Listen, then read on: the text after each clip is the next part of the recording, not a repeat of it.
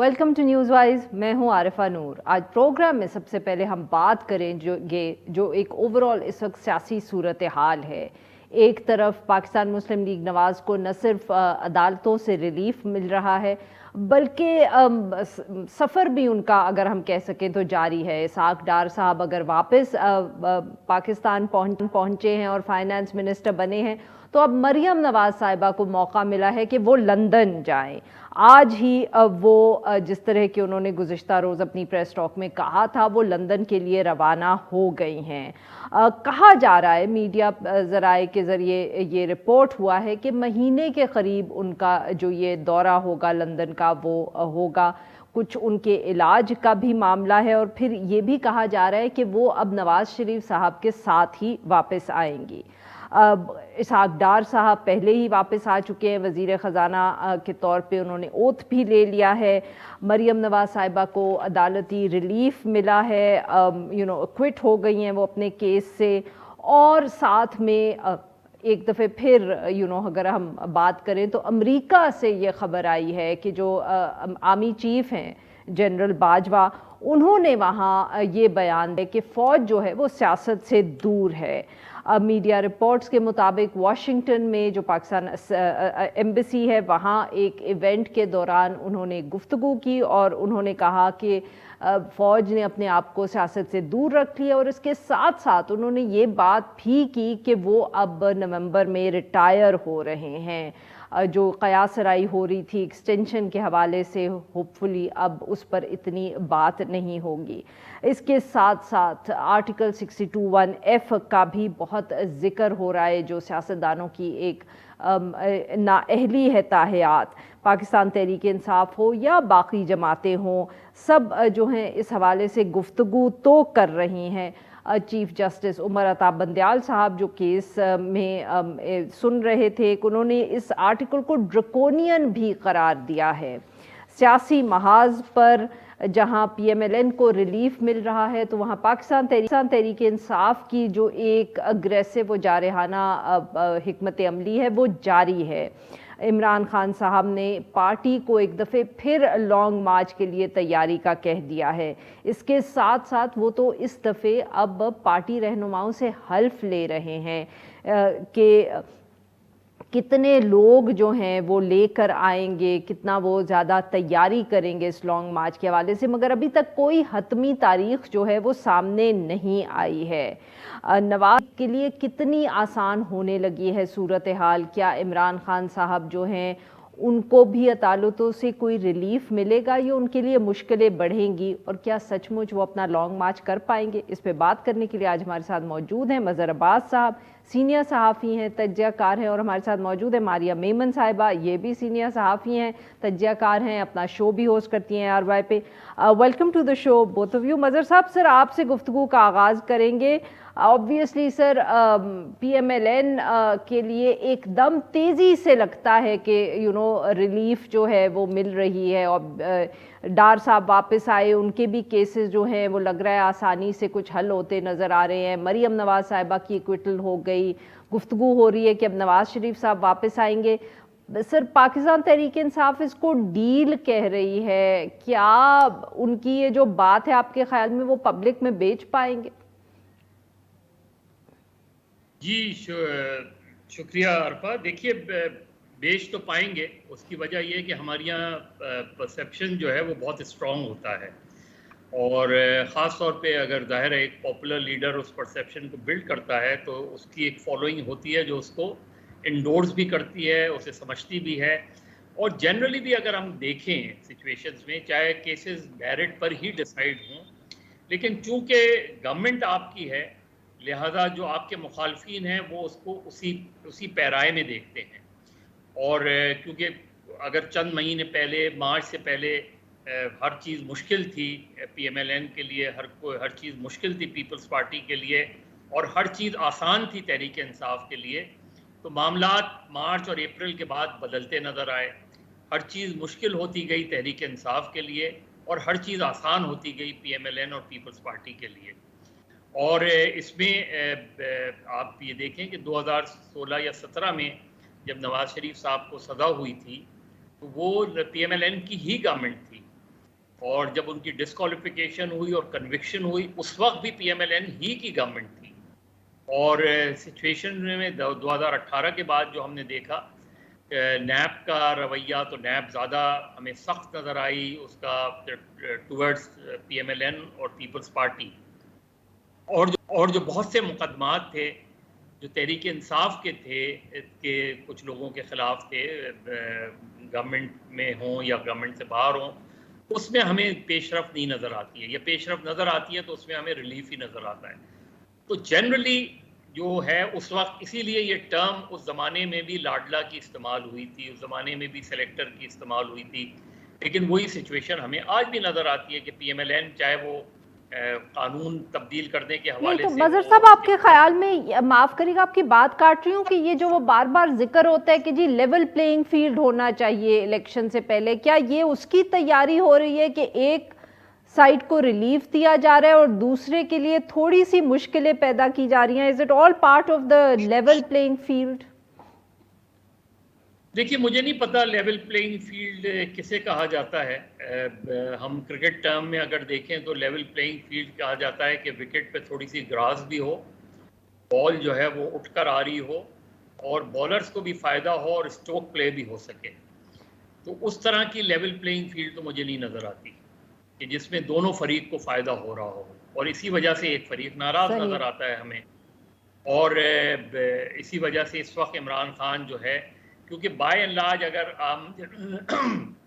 معاف کیجیے گا، آج اگر ہم جنرل باجوہ کے اس بیان کو جو انہوں نے اندیا دیا ہے اس کو درسمت میں دیکھیں کہ ہم، وہ لگ رہا ہے کہ نومبر میں ریٹائر ہو رہے ہیں، تو اس کا مطلب یہ ہے کہ بائی اینڈ لارج نئے آرمی چیف کا فیصلہ ہو گیا ہے، اس کا اب اعلان ہونا باقی ہے. اور اگر وہ اعلان ہو جاتا ہے، چاہے وہ نومبر سے پہلے ہی اعلان ہونا ہے، لیکن کتنے پہلے ہونا ہے، کیا اکتوبر میں اعلان ہونا ہے یا نومبر کے شروع میں ہونا ہے، اس سے بہرحال پولیٹیکل سچویشن میں بہت تبدیلی نظر آئے گی. شاید یہی وجہ ہے کہ عمران خان اپنے لانگ مارچ کی کال کو ڈیلے کر رہے ہیں. وہ اب اس کی ٹائمنگ دیکھ رہے ہیں کہ وہ کس وقت اس کو کال دیں. غالباً 12 ربیع الاول کے بعد وہ شاید کال دے دیں بالکل گے، ٹھیک سر. لیکن انہیں یہ نظر نہیں آ رہا کہ اس کے بعد کیا ہوگا. دیکھیے فواد چودھری جو گفتگو کرتے ہیں مجھے بالکل ٹھیک بہت سر. اگر یہاں پسند ماریہ آتی کو ہے. بھی آپ گفتگو میں شامل کرنے کا کی اجازت دیں. ماریہ صاحبہ، یہ جو مظہر صاحب کی ہے کہ کال عمران خان صاحب ان اے وے دے چکے ہیں، کیونکہ وہ بار بار پارٹی سے ذکر بھی کر رہے ہیں، تاریخ مگر نہیں آئی، مطلب کہ اس پہ بھی یہ قیاس رائی ہو سکتی ہے کہ جیسے کہ آرمی چیف نے بھی ایک اناؤنسمنٹ کر دیا، اس کے بعد آج وہ خبر آئی، خواجہ آصف صاحب نے بھی پھر فوراً پریس کانفرنس کر کے تاریخ دے دی کہ جی اسی مہینے پروسیس شروع ہو جائے گا یا اگلے مہینے. مگر کیا ہم یہ سمجھیں کہ خان صاحب بھی بس دباؤ بڑھا رہے ہیں کیا، یا وہ سچ مچ آپ کے خیال میں ایکچولی حتمی کال دے کے لانگ مارچ جو ہے نومبر کی اپوائنٹمنٹ سے پہلے شروع کر دیں گے؟ I mean how do you see it? میری کچھ دنوں پہلے عمران خان صاحب سے ملاقات بھی ہوئی، میں نے ان کا انٹرویو بھی کیا، اور اس دن میں نے ان سے اسپیسیفکلی پوچھا کہ 7 دن کے بعد کیا ہوگا، تو انہوں نے کہا 7 دن کے بعد ہم لانگ مارچ جب ہوگا اس کی ڈیٹ دیں گے. سو یہ کوئی پہلی مرتبہ نہیں ہو رہا کہ خان صاحب کہہ رہے کہ بس تیار ہو جائیں اور اس کے بعد اس بات کو پوسٹ پون کرتے جا رہے ہیں. ظاہر سی بات ہے اس کے پیچھے ایک ہی مقصد ہے اور وہ ہے دباؤ بڑھانا. پاکستان کی سیاست میں عارفہ آپ جتنی بھی پبلکلی پاپولر ہوں، اور میں سمجھتی ہوں کہ خان صاحب اس وقت اپنی پاپولیرٹی کی پیک پہ ہیں، اور اگر آپ وہ پوچھ رہی تھی سوال کہ کیا وہ یہ بیچ پائیں گے، میرا خیال ہے خان صاحب اس وقت اس قدر مقبول ہے کہ وہ، اور ان کا جو نیریٹو سیٹنگ کی سکل اس قدر منجھی ہوئی ہے کہ وہ ہمالیہ پہ جا کے وہاں پہ برف بھی بیچنے کی کیپیبلٹی رکھتے ہیں اس وقت. سو اس میں یہ بات ہوگی کہ خان صاحب جو ہیں دباؤ بڑھا رہے ہیں، ڈیفینیٹلی فور شور. انہیں معلوم ہے کہ کس طریقے سے میں نے اپنے کارکنوں کو متحرک بھی رکھنا ہے. دیکھیں اب پچھلے 5-6 مہینے سے کئی دفعہ ہمارا خیال تھا کہ یہ جو موومنٹ خان صاحب چلانے کی بات کرتے کہیں نہ کہیں آ کے ایک فٹیگ ہو جائے گی، جو کارکنان ہیں وہ تھک جائیں گے، یا کارکنان جو ہیں اس طریقے سے متحرک نہیں رہیں گے. اس کا تھیوری کو بھی خان صاحب نے غلط پروف کر دیا. 5-6 مہینے ہو گئے، آج بھی کارکنان اسی طریقے سے چارجڈ ہیں. تو یہ ٹیلنٹ بھی خان صاحب ہے، تو میرا خیال ہے اسی کا ایک تسلسل ہے. ایک بات میں البتہ ضرور کہوں گی کہ اپنی جو سب سے بڑی مانگ تھی، یعنی کہ تعیناتی سے پہلے الیکشن کی کوئی نہ کوئی ڈیٹ اناؤنس کروا دینا، وہ خان صاحب اس پولیٹیکل وکٹری میں اپنے دباؤ کو کنورٹ نہیں کر پائے ہیں. اور وہ سمجھتے ہیں, ان کو معلوم ہے کہ چاہے جتنی بھی اسٹریٹ پاور ہوئے, جو ساری باتیں ہیں یہ ہونی تو ٹیبل کے اوپر ہی بیٹھ کر ہے. تو ٹیبل کے اوپر اپنا لیوریج بڑھانے کے لیے, ان کے جو وہاں پر ان کی بات میں زیادہ دباؤ ڈالنے کے لیے وہ اس طرح کے پاور شوز کرتے رہتے ہیں, اور اس سے فرق بھی پڑا ہے. اس سے ڈیفینیٹلی فرق پڑتا ہے. پی ڈی ایم بہت ڈیفینسو پہ ہے. میں تو حیران ہوں 6 مہینے بعد بھی آج وہ اسی پچ, اسی وکٹ پہ کھیل رہے ہیں جہاں پہ خان صاحب ان کو کھلانا چاہ رہے ہیں. مطلب سائفر کے بارے میں 6 پریس کانفرنسز ہونا 6 مہینے بعد بھی, اس کا تو مطلب یہ کہ خان صاحب نے آپ لوگوں پہ ایک الزام لگا دیا اور آپ اس کی توجیحات ہی دیتے رہے, بجائے اس کے کہ 6 مہینے بعد آپ کے پلے کچھ اپنی گورننس کے حوالے سے, کچھ اور ایشوز کے حوالے سے آپ ایک نیریٹو سیٹ کریں. تو ابھی تک تو مجھے نیریٹو سیٹنگ میں کس پچ پہ کس نے کب کھیلنا ہے, کیا صبح سے اٹھ کے پہلا ٹاپک ہونا چاہیے گفتگو کا, اس میں زیادہ تر مجھے خان صاحب کی برتری اور جو ان کے معاملات پہ فوقیت نظر آ رہی ہے. بالکل صحیح. جی ناظرین, یہاں پہ ایک چھوٹا سا بریک ہو, جب ہم بریک سے واپس آئیں گے اپنے مہمانوں سے گفتگو جاری رکھیں گے. اسٹے ود اس.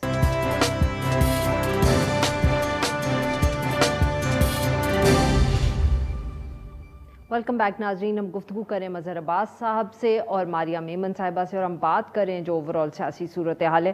مظہر صاحب, آج آپ نے کالم بھی سر لکھا, کافی تفصیل سے بات کی جو فائنانس منسٹری کے ساتھ سارا قصہ چلا ہے پی ایم ایل این کی حکومت میں. سر تو آپ, ایک تو آبویسلی فرکشن تھی, آپ نے ذکر بھی اس کا کیا, دونوں مفتاح اسماعیل صاحب اور ڈار صاحب میں, پھر نواز شریف صاحب, شہباز شریف صاحب کا بھی ہے.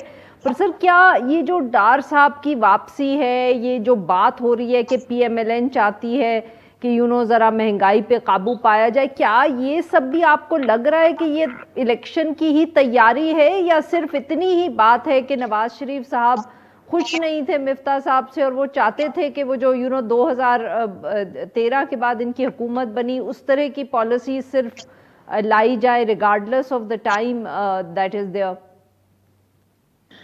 دیکھیں, پہلی چیز تو یہ کہ ظاہر الیکشن کی تو تیاری ہے, اور الیکشن انہیں پتا ہے کہ ایک مشکل صورتحال میں پی ڈی ایم ہے, اور پی ڈی ایم میں بھی سب سے زیادہ مشکل صورتحال میں پی ایم ایل این ہے.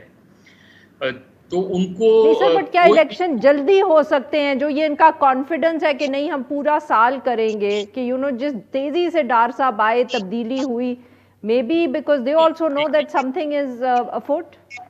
نہیں عارفہ, میرا خیال ہے اسحاق ڈار صاحب آئے اسی لیے ہیں کہ ان کو یہ کہا گیا ہے کہ آپ کم سے کم آپ کو 6-8 مہینے ملیں گے, ورنہ تو ظاہر ہے کوئی 1 مہینے کے لیے تو اسحاق ڈار صاحب کیوں اپنے اوپر یہ سارا بوجھ لیتے. تو جو بھی صورتحال ہے, ایسا مجھے نہیں لگتا کہ الیکشن جلدی ہونے جا رہے ہیں. دیکھیے, ابھی جس طرح ماریہ بات کری تھی, عمران خان صاحب کا پوری اس 6 مہینے میں, وہ آج بھی ماشاءاللہ ان کی 70ویں سالگرہ ہے, ان کو مبارکباد دینی چاہیے, اور ویری فٹ. یعنی میرا خیال ہے پاکستان کی کرکٹ ٹیم میں فٹنس لیول اگر دیکھا جائے تو عمران خان ابھی بھی پلئنگ 11 کا حصہ بن سکتے ہیں. تو وہ بہت فٹ ہیں, اس میں کوئی شک نہیں ہے. لیکن پولیٹیکلی انہوں سے بہت بڑا بلنڈر 25 مئی کو ہوا. 25 مئی کی جو انہوں نے کال دی تھی, یا تو وہ پھر سسٹین کرتے ہیں, یا تو پھر وہ اس پلاننگ کے ساتھ جاتے کہ اگر 25 مئی کو انہوں نے ریاستی تشدد کیا تو ہم لڑیں گے, ہٹیں گے نہیں ادھر سے, جس طرح ہوتا ہے, ہم نے دیکھا ہے ماضی میں جو سیاسی تحریکیں چلی ہیں. اور یا پھر وہ کال نہیں دیتے 25 مئی کی, اور آپ مختلف جگہوں پہ پروٹیسٹ کرتے مختلف طریقے سے. ہم نے کوئی اس طرح کا احتجاجی تحریک نہیں دیکھی سوائے جلسوں کے. جلسے ضرور پولیٹیکل موبلائزیشن کے لیے بہت ضروری ہوتے ہیں, لیکن انہیں ہم تحریک کا نام نہیں دے سکتے. تو اب عمران خان صاحب کے لیے بڑا مسئلہ یہ ہے کہ وہ اگر آج تحریک کی کال دیتے ہیں, فرض کریں 15 اکتوبر یا اینڈ آف اکتوبر, جو بھی کال دے گے, اب اگر ایک چیز دیکھیے, الیکشن کمیشن تبدیل وہ نہیں کروا سکے, ارلی الیکشن وہ نہیں کروا سکے. انہوں نے الیکٹورل ریفارمز کے حوالے سے یا ووٹنگ مشین کے حوالے سے اس میں وہ کامیاب نہیں ہوئے. وہ اگر اہم تقرری ہونے جا رہی تھی اور وہ یہ اس کو ڈیفر کروانا چاہتے تھے, اس میں وہ کامیاب نہیں ہو سکے. تو جو ان کے اہداف تھے اس میں انہیں کامیابی نہیں مل رہی, ماں سوائے اس کے کہ انہوں نے لوگوں کو انگیج کیا ہوا ہے, اپنے سپورٹرز کو انگیج کیا ہوا ہے. اس میں ایک بیانیے کے بعد دوسرا بیانیہ وہ دیتے رہتے ہیں. اس کا فائدہ انہیں ڈیفینیٹلی الیکشن میں ہوگا, اس میں تو کوئی دو رائے نہیں کہ الیکشن میں ان کا فائدہ ہوگا. لیکن ایک سسٹینیبل موومنٹ عمران خان نہیں چلا سکے، اور اب بھی وہ اس لحاظ سے کنفیوژن نظر آ رہا ہے کہ وہ تحریک چلائیں گے تو کس طرح، کیونکہ اگر تحریک آپ چلاتے ہیں تو اس کے دو مقصد ہوتے ہیں، یا تو اسٹیبلشمنٹ جو ہے آپ سے مذاکرات کر کے مسئلے کو حل کرے، یا آپ حکومت کو فورس کریں کہ وہ ریزائن کر دے اور اسٹیپ ڈاؤن ہو جائے. مجھے یہ دونوں چیزیں ہوتی نظر نہیں آ رہی. نہیں.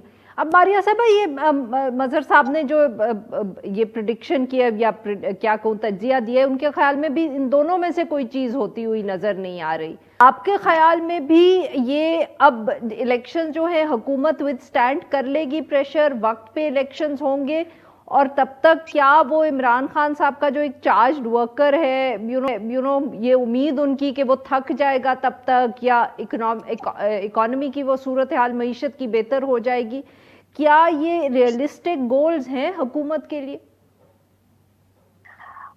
سب سے پہلے تو عارفہ، وہ جو آپ نے اسحاق ڈار صاحب اور مفتاح صاحب کے حوالے سے کالم کا بھی ذکر کیا، میرا خیال ہے کہ مفتاح صاحب ہمارے دوست بھی ہیں، لیکن وہ سیاسی طور پہ تھوڑے نئے ہیں، اور نائیوٹی بھی ہوتی ہے. اگر وہ سمجھتے تھے کہ موجودہ سیٹ اپ میں وہ ہی آخر تک وزیر خزانہ رہیں گے تو یا تو ان کا بھولا پن تھا، کیونکہ definitely it was a seat warmer arrangement. Ishaq Dar صاحب کی چونکہ نااہلی کے معاملات تھے، یا جو ان کے ملک واپس آ کر گرفتاری کے معاملات تھے، وہ جو کیسز چل رہے تھے، تو ان کو وقت چاہیے تھا یہ تمام چیزیں کلیئر کرنے کے لیے. اور اس کے بعد یہ تو نوشتہ دیوار ہی تھا کہ ڈار صاحب بھی واپس آئیں گے، because P M L N کے لیے سب سے امپورٹنٹ چیز جو ہے گورننس کے ساتھ ساتھ وہ لائلٹی بھی ہے. جہاں کہیں ان کو لگے کہ جی جو شخص جہاں اس پوزیشن کے لیے ہم نے لگایا ہے اس پہ وہ 100% نہیں ٹرسٹ کرتے، تو وہ ان کے لیے وہ چوائس جو ہوتی ہے وہ بڑی مشکل ہو جاتی ہے. سو میرا خیال ہے جو 100% ایک طرح سے ڈپینڈیبلٹی اور لائلٹی اور فیصلوں میں خود مختاری کے حوالے سے ڈار صاحب پارٹی کو ڈائریکٹلی اس کی ٹیئر کے ساتھ کنیکٹڈ ہے. شاید مفتاح اسماعیل صاحب کے بارے میں پارٹی کے اندر بھی یہ رائے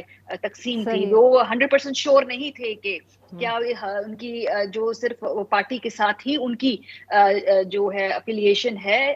سو یہ ایک بات میں پوائنٹ آؤٹ کرنا چاہتی تھی. عمران خان صاحب کے حوالے سے دیکھیں، ان کا جو ووٹر ہے ایک یہ بڑا انٹرسٹنگ فینومینا ہم نے دیکھا. ہمارا خیال تھا کہ وہ جلسوں پہ آئے گا لیکن وہ ووٹ دینے نہیں آئے گا، لیکن ضمنی انتخاب کے اندر حیران کر دیا انہوں نے خان صاحب کو بھی، اور جن لوگوں نے الیکشن کروائے ان لوگوں کو بھی، کہ اس پہ بالکل کوئی بھی مارجن چھاڑ کر رہ نہیں پایا. سو مجھے لگتا ہے کہ اگر ابھی بھی ایک موومنٹ میں کسی کوئی کال نہیں دیتے، الیکشن تک انتظار بھی کرتے ہیں، جو ایک انڈر لائنگ غصہ ہے. اور اس میں بار بار کہتی ہوں عارفہ کہ ہمارا جو نیا ووٹر ہے پاکستان میں 35 سال سے کم عمر کا 60% ووٹر ہے، اس کا جو غصہ ہے، اس کی جو لیک آف ہوپ ہے، یہ اس کو ہم بڑا انڈر اسٹیمیٹ کر رہے ہیں. ہمارے یہاں پہ جو فیصلہ ساز ہیں وہ بھی، اور تمام کی تمام سیاسی جماعتیں پھر بھی. میں بہت زیادہ نوجوانوں کے ساتھ انٹریکٹ کرتی ہوں، اس قسم کی جو پولیٹیکل چارج یوتھ میں نے نہیں دیکھی اپنی زندگی کے اندر. اور وہ ووٹ ڈالیں گے ضرور آ کے، اور اس دن سے خوف آنا چاہیے تمام لوگوں کو جو پاکستان کے جمہوری عمل کو سیبوٹاج کرنا چاہتے ہیں، کہ جس دن یہ نوجوان بڑی تعداد میں ووٹ ڈالنے کے لیے آ گئے اور آپ کے پاس گنجائش نہ رہی اس سسٹم کو مزید مینوپولیٹ کرنے کی، مجھے وہ وقت بڑا قریب دکھائی دے رہا ہے. اور اس غصے کو بالکل ایڈریس کرنا چاہیے ہے، جس کو میرے لگتا ہے کہ کوئی بھی اس وقت نہیں، اس ویریبل کو کوئی بھی اپنی اگلی سیاسی کیلکولیشن کے اندر نہیں شامل کر رہا. بالکل صحیح. بہت بہت شکریہ ہمارے دو مہمانوں کو سے گفتگو کی. ناظرین، یہاں پہ لیں گے ایک چھوٹا سا بریک. جو ہم بریک سے واپس آئیں گے تو ہم بات کریں گے تحریک طالبان پاکستان کے حوالے سے. اسٹے ود اس.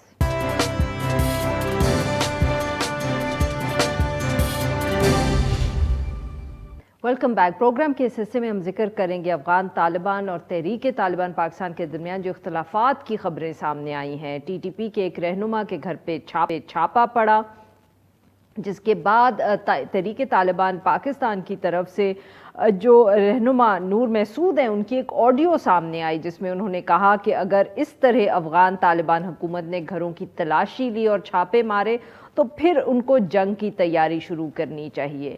اس کے بعد یہ بھی اطلاع آئی کہ دونوں جو فریق ہیں ان کے بعد انہوں نے مذاکرات کیے اور معاملہ جو ہے وہ طے ہو گیا ہے. اس سارے معاملے پہ گفتگو کرنے کے لیے آج ہمارے ساتھ موجود ہیں طاہر صاحب، سینئر صحافی ہیں ماہر افغان امور. ویلکم ٹو دی شو طاہر صاحب. طاہر صاحب بتائیں تفصیل کچھ، یہ کیا واقعہ ہے ایک دم اتنی صورتحال کیسے ٹینس ہو گئی افغان طالبان اور تحریک طالبان پاکستان کے درمیان؟ بہت شکریہ آپ کا مجھے دعوت دینے کی. میری نظر میں جب ٹی ٹی پی نے کالعدم ٹی ٹی پی نے جب جنگ بندی ویسے تو بظاہر تو ہے لیکن عملاً تو نہیں ہے، کیونکہ کافی سارے ان کے جو سرگرمیاں ہیں، حملے ہیں، تو وہ تو اب محدود نہیں رہی قبائلی اضلاع تک، لیکن اب تو پشاور کے آپ نے دیکھا چند دن پہلے، پھر دیگر شہروں میں خیبر پختونخوا کے. تو ایک میری نظر میں یا تو افغان طالبان کی حکومت نے بھی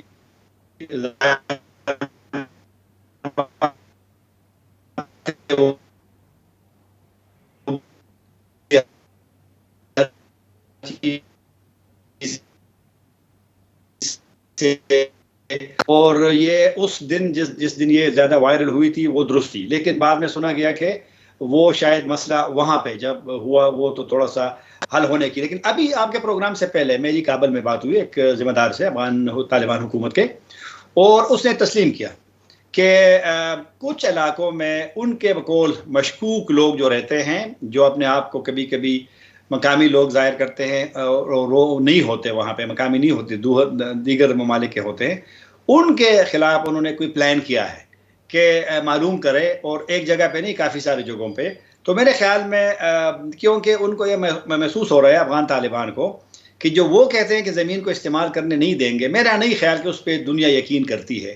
تو ایک وہ، اور پھر پاکستان کا موضوع تو ظاہر بات ہے کہ اگر امریکہ کو تو اتنا زیادہ مسئلہ تو نہیں ہوگا، ایران کو تو نہیں ہوگا، دیگر پڑوسیوں کو تو نہیں ہوگا، ان کی تشویش تو ضرور ہے، لیکن ہم تو براہ راست متاثر ہونے والے ہیں.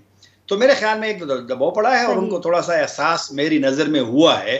اسی وجہ سے ابھی جب میری بات ہو رہی تھی تو وہ یہ کہہ رہے تھے کہ ہم اب جگہ جگہ پہ جو مشکوک لوگ ہیں یا جو غیر ملکی ہے اور ان کی کوئی ایکٹیویٹی سرگرمیاں ہوتی ہیں، تو یہ والا میرے خیال میں بڑا ایشو ہے کہ ان کو اب یہ تھوڑا سا ان کو دیکھ رہے ہیں کہ یہ لوگ کون. اگر ان کو یہ دباؤ محسوس ہو رہا ہے اور اگر وہ اس دباؤ کی وجہ سے کچھ فیصلے کر رہے ہیں، تو پھر یہ اطلاع بھی تو ساتھ میں آ گئی نا کہ انہوں نے پھر مذاکرات کر لیے ٹی ٹی پی کے ساتھ اور معاملہ جو ہے انہوں نے طے کر لیا ہے. تو اس سے تو یہی امپریشن ہم جیسے لوگوں کو ملتا ہے کہ ٹی ٹی پی دباؤ ڈالنے میں کامیاب ہو گئی افغان طالبان پہ. انہوں نے جو میزبانی کا فیصلہ کیا تھا، حالانکہ اس پہ بھی اندر اختلاف رائے بھی تھی، لیکن افغانستان میں طالبان حکومت کے بننے کے بعد جو میں وہاں جا کر کے ملتا ہوں، سنتا ہوں ان سے، تو یہی موقف تھا کہ چونکہ وہاں جنگ ختم ہوئی ہے تو پاکستان میں بھی تشدد کا خاتمہ ہونا چاہیے. اسی لیے افغان طالبان نے چائنیز کو، پاکستانیوں کو اور ازبک کو، ان کو یہ مشورہ دیا تھا کہ آپ اپنے مسائل کی حل کی طرف چلے جائیں. تو پاکستان نے تو ان کی تجویز مان لی. بٹ طاہر صاحب مگر باقیوں نے تو مانی نہیں نا، صرف ہم نے ہی بات مانی، چینیوں نے یا ازبیک نے تو کوئی مذاکرات شروع نہیں کیے. ہاں نہیں، مذاکرات کے لحاظ سے تو شروع ہوئے تھے لیکن اس میں پیش رفت نہیں ہو رہی. اور میری نظر میں مذاکرات کے دوران اور افغان طالبان حکومت کے آنے کے بعد ٹی ٹی پی تو ماضی کی طرح تو نہیں رہی. ٹی ٹی پی تو اب زیادہ وہ اپنے آپ کو ایک فری سمجھتی ہے اور زیادہ آزاد سمجھتی ہے، اور وہ اس طرح پہاڑوں میں تو اب نہیں رہے، اب تو وہ شہروں میں ہوتے ہیں. اور آپ یہ جو اب کبھی کبھی ان کے لوگوں کو ہدف بنایا جاتا ہے، معلوم نہیں کون ان کو ہدف بناتا ہے، تو وہ تو ظاہر بات ہے ان پہ بھی ایک قسم کا دباؤ ہے. تو اب جب کہ معاملہ وہ مذاکرات والا نہیں چل رہا ہے، اس پہ وہ نہیں ہو رہا، پروگرس نہیں ہو رہی، حملے ہو رہے ہیں اور حملے زیادہ بھی ہوئے ہیں، تو میرے خیال میں اب اس وجہ سے ان پہ ایک تھوڑا سا ایک دباؤ پڑا ہے کہ اگر اسی طرح چلتا رہا تو پھر تو پاکستان کا ریئیکشن تو پھر فطری ہے کہ وہ تو ریئیکشن ہوگا، اور دنیا بھی دیکھ رہی ہے، دنیا بھی دیکھ رہی ہے، ایسا بھی نہیں ہے. اور پھر طالبان کے جی ہاں جی، تو بٹ طاہر صاحب کیا دنیا کو جس قسم کے اس وقت ہم کہہ سکتے ہیں کہ پاکستان میں خدشات ہیں ٹی ٹی پی کے حوالے سے یا افغان طالبان کے حوالے سے، کیونکہ ہمارے اوپر تو براہ راست اثر پڑ رہا ہے سر، اٹیکس بڑھ رہے ہیں، باقی دنیا کے لیے تو اتنا مسئلہ نہیں ہے یہ. یہی میں نے آپ سے کہا، لیکن ہم تو براہ راست متاثر، میں نے تو خود کہہ دیا کہ ہماری تو 2600 کلومیٹر سرحد ہے، اور بارڈر اس طرح ٹھیک ہے، فینسنگ ہو گئی ہے، باڑ لگ گئی ہے، لیکن اب اتنا تو سٹرونگ ابھی نہیں ہے پوزیشن. تو لہٰذا کیونکہ بالکل شدت پسندوں کو ان کو پتہ ہوتا ہے کہاں سے جانا ہے. میں یہ کہہ رہا ہوں کہ جو داعش کا ابھی کلیم تو نہیں کیا، لیکن جو ابھی حملہ ہوا ہے وہ تعلیمی مرکز پہ، اور 53 تک اس میں بچیاں شہید ہوئے ہیں، بچے شہید ہوئے ہیں. تو یہ تو ایک میسج دیتے ہیں نا پوری دنیا کو.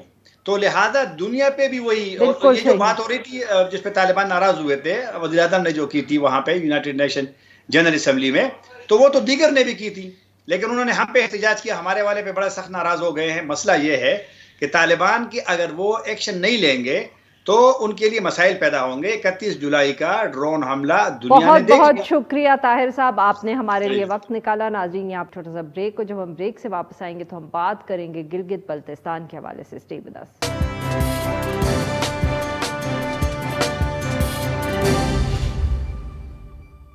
ویلکم بیک ناظرین، پروگرام کے آخر میں ہم ذکر کریں گے گلگت بلتستان کا۔ وہاں حکومت نے ایک ہفتہ پہلے یہ فیصلہ کیا کہ خواتین کے لیے ایک سپورٹس گالا جو ہے اس کا بندوبست کیا جائے گا۔